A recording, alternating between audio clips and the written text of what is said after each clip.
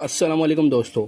जनूबी अफ्रीका के खिलाफ टी20 सीरीज़ जीतने के बाद वनडे कप्तान शाहीन शाह अफरीदी और टीम मैनेजमेंट ने वनडे सीरीज़ के लिए पाकिस्तानी टीम के स्क्वाड में बड़ी तब्दीलियां कर दी हैं।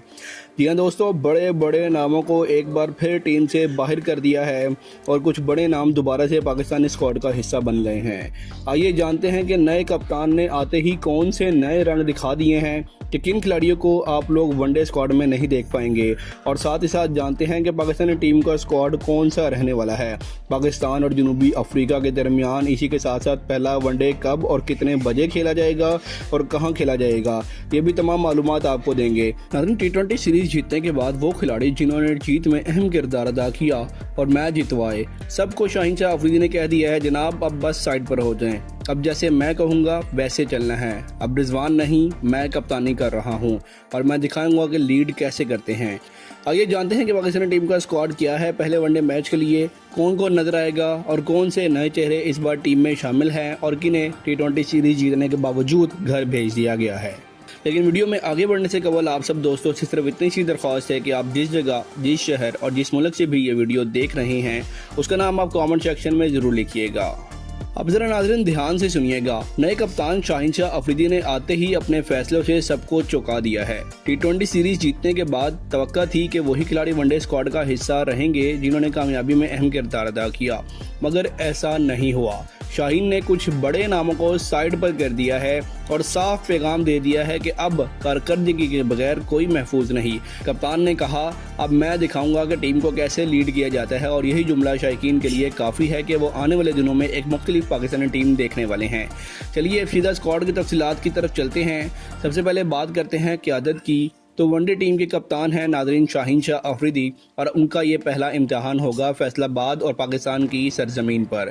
शाहीन शाह अफरीदी एक नौजवान कप्तान हैं जिनका शानदार अंदाज और मस्बत सोच के साथ वो टीम के माहौल को बेहतर करने की कोशिश करेंगे। टी20 सीरीज़ में जिस एतमाद और ज़बरदस्त फील्डिंग के साथ उन्होंने बॉलिंग की वो काबिल तारीफ़ था। अब यही एतमाद वो वनडे टीम में भी लाना चाहते हैं। शाहीन का कहना है कि जो परफॉर्म करेगा वही टीम में रहेगा। बस यही जुमला उन तमाम खिलाड़ियों के लिए पैगाम है जो सिर्फ नाम के जोर पर जगह बनाते रहे। शाहीन के अंदाज में वो जुर्रत है जो किसी भी कप्तान में नजर नहीं आई, खुलकर फैसले लेना और बगैर दबाव के खेलना। वादे हैं नाज़रीन टीम के दूसरे अहम सतून पर बाबर आजम। जी हाँ दोस्तों, बाबर आजम एक बार फिर टीम का हिस्सा हैं। अगरचे उनकी पिछली परफॉर्मेंस पर काफी ज्यादा सवाल उठते रहे, लेकिन आखिरी टी20 मैच में 50 बनाकर बाबर ने खुद को साबित कर दिया। इस एक इनिंग्स ने न सिर्फ पाकिस्तान को सीरीज जितवाई बल्कि बाबर के एतमाद को भी बहाल कर दिया। बाबर अब वनडे में वापस अपनी बेहतरीन फॉर्म में आने के लिए बेताब हैं, क्योंकि वो जानते हैं कि कप्तान शाहीन किसी को रियायत नहीं देगा, चाहे वो बाबर आजम ही क्यों ना हो।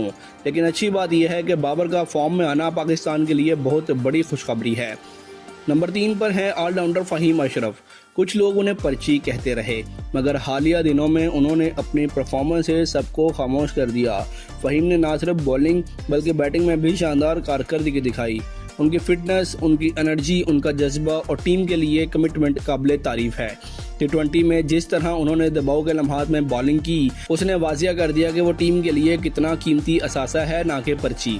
शाहीन ने बिल्कुल दुरुस्त फैसला किया है कि फ़हीम को जो है ना ओडीआई स्क्वाड में बरकरार रखा है। अब बात करते हैं नाज़रीन उस खिलाड़ी की जो हमेशा मैदान में बिजली की तरह खेला, फ़खर जमान। जी हाँ नाज़रीन, जब उन्हें फ़खर जमान को टी20 स्क्वाड से ड्रॉप किया गया तो बहुत ज़्यादा शायकीन मायूस भी हुए और हर कोई यही सवाल कर रहा था कि आखिर फ़खर जमान को टी20 से आउट क्यों किया। खैर वो टी20 सीरीज़ नहीं खेले, मगर अब फ़खर जमान एक बार फिर पाकिस्तान के ओडीआई स्क्वाड में वापस आ गए हैं।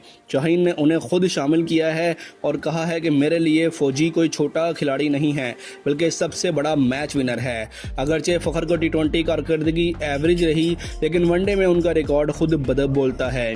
वो कई बार पाकिस्तान को अकेले मैच जितवा चुके हैं, चाहे वो भारत के खिलाफ तारीखी इनिंग्स हो या जनूबी अफ्रीका के खिलाफ धमाकेदार सेंचुरियां। वनडे क्रिकेट फ़खर जमान का मैदान है और शाहीन जानता है कि ऐसे खिलाड़ी को नज़रअंदाज करना गलती होगी। उसके बाद आते हैं फास्ट बॉलर हारिस रऊफ पर। हारिस रऊफ की मौजूदगी हमेशा टीम के लिए फ़ायदेमंद रही है। अब सवाल ये है कि क्या वो प्लेइंग 11 में होंगे या नहीं, ये फैसला वक्त करेगा। लेकिन शाहीन के अंडर अब वही खिलाड़ी खेलेंगे जो कारकर्दगी दिखाएंगे। टीम का कॉम्बिनेशन बिल्कुल इसी तरह रखा जा रहा है जैसे टी20 में था, तेज़ रफ्तार भी, बैलेंस भी और जीत की नीयत से भरा हुआ भी। अब बात करते हैं विकेट कीपिंग की। पहला विकेट कीपर है नाजरीन मोहम्मद रिजवान, जो इस वक्त पाकिस्तान का सबसे मुस्तहकम विकेट कीपर बैट्समैन है। अगरचे वो कप्तान नहीं रहे, लेकिन टीम में उनकी मौजूदगी लाजमी है।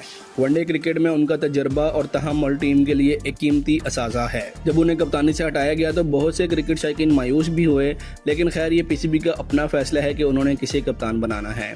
उसके बाद नाज़रीन दूसरा विकेट कीपर है नौजवान हसीबुल्लाह खान।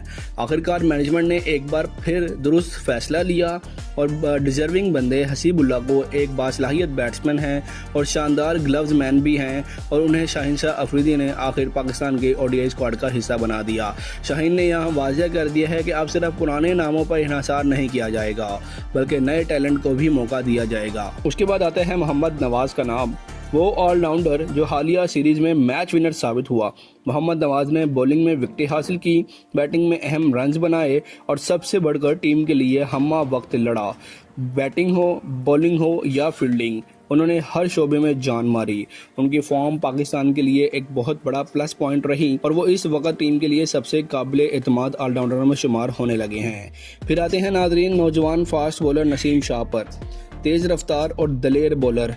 अगरचे पहले मैच में उनकी कारकर्दगी मुतासर को नहीं रही थी, लेकिन दूसरे मैच में उन्होंने ज़बरदस्त कमबैक किया था। उनकी लाइन और लेंथ में वो सब निखार आ चुका था जो एक फास्ट बॉलर में होना चाहिए।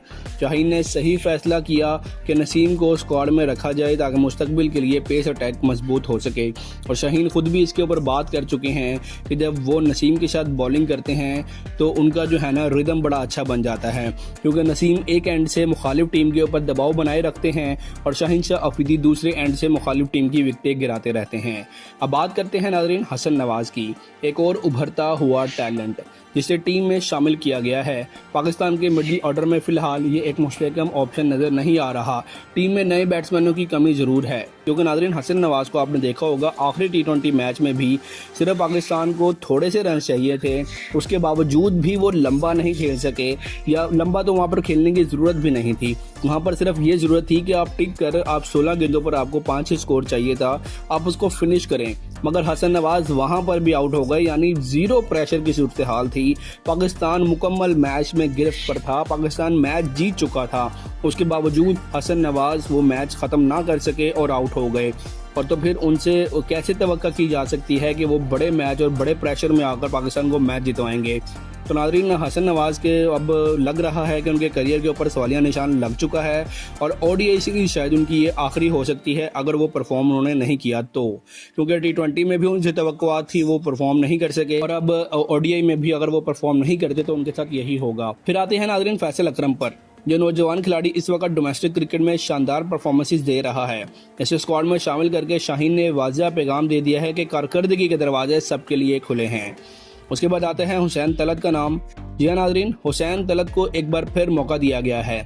अगरचे उन्हें T20 स्क्वाड से निकाल दिया गया है, क्योंकि लग रहा था कि वो T20 के प्लेयर नहीं हैं, क्योंकि T20 शॉर्ट फॉर्मेट है, वहाँ पे जल्दी आपको खेलना होता है, ज़बरदस्त पावर हिटिंग करनी होती है। तो हुसैन तलत उस तरह का खिलाड़ी नहीं है, वो टाइम लेते हैं, बैटिंग को अपना आगे बढ़ाते हैं और फिर रन्स करते हैं। तो इस तरह ओडीआई के लिए वो एक बेहतरीन बैट्समैन है। फिर आते हैं नाजरीन साइम अयूब पर, नौजवान बासलाहियत और बेखौफ बैट्समैन। दूसरे T20 में एक ज़बरदस्त इनिंग खेलकर उन्होंने सबकी तवज्जो हासिल की और अब वो वनडे स्क्वाड में भी पाकिस्तान के शामिल हैं। उसके बाद नायब कप्तान के तौर पर शामिल किया गया है सलमान अली आगा को, और ये वो खिलाड़ी है जो दबाव में परफॉर्म करने की बासलाहियत रखते हैं। सलमान ने खुद को एक मुस्तनद मिडिल ऑर्डर बैट्समैन के तौर पर ओडीआई में मनवाया है। शाहीन के बाद क़यादत की जिम्मेदारी उन्हीं के कंधों पर होगी। अब ज़रा नाज़रीन बात करते हैं उस खिलाड़ी की जिसे वाकई बेचारा कहना गलत नहीं, Mohammad Waseem junior. Tri nation series, Asia cup और T20 सीरीज तीनों फॉर्मेट में स्क्वाड का हिस्सा रहा, मगर एक भी मैच खेलने को नहीं मिला। अब देखना यह है कि शाहीन इसे मौका देता है या नहीं। आखिर में बात करते हैं स्पिनर इब्रार अहमद की, वो जादूगर स्पिनर जो दुनिया भर में अपनी गूगली से बैट्समैनों को उलझा देता है। इब्रार को शामिल करना टीम के स्पिन डिपार्टमेंट को मजबूत बनाएगा।